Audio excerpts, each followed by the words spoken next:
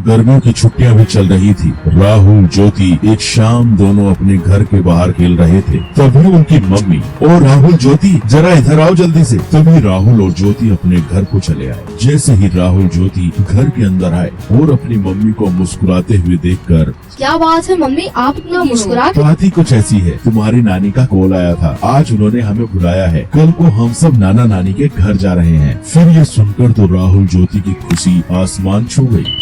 चलो पैकिंग शुरू कर देते हैं, नाना नानी के गांव चलते हैं और एंजॉय करते हैं।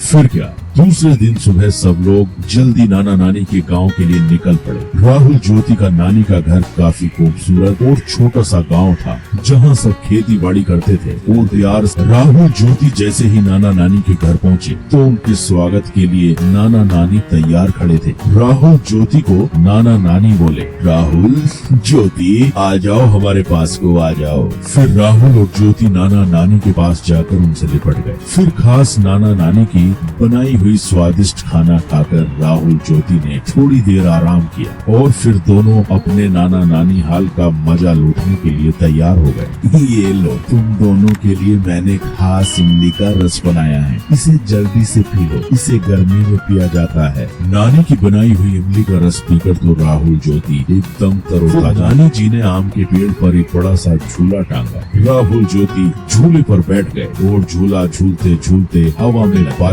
और फिर नाना जी के साथ घूमने चले गए। और फिर रात हो गई। फिर राहुल ज्योति नानी जी के साथ रात के खाने के लिए फिर घूमकर घर लौट आए। नानी जी, मैं आपके हाथों से खाऊंगा।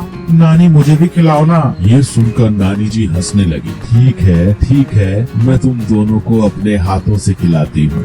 फिर क्या, राहुल ज्योति ने नानी के हाथ से पेट भर कर खाना खाया और खाना खाने के बाद सब लोग सोने की तैयारी करने लगे। और फिर राहुल ज्योति को गर्मी महसूस होने लगी। नानी जी, घर के अंदर कितनी गर्मी महसूस हो रही है, पंखा भी गर्म हवा फेंक रहा है, आपके घर में एसी भी नहीं है। हमें तो एसी की आदत है, अब तो हमें रात भर नींद नहीं आएगी।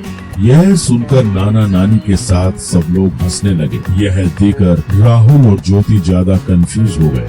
आप सब हंस क्यों रहे हो? हमने कुछ गलत कह दिया क्या? ना बेटा ना, तुमने कुछ गलत नहीं कहा। छोटा सा तो हमारा गांव है, हमारे पास एसी कैसे होगा बेटा, लेकिन हमारे पास एक ऐसा एसी जरूर है जो तुम्हारे शहर में नहीं होगा। नानी जी ने फिर जाकर छत पर गद्दे बिछाए और सोने लगे। नानी, हम भी आपके पास सोएंगे। हाँ, तुम दोनों मेरे पास सो जाओ। आओ।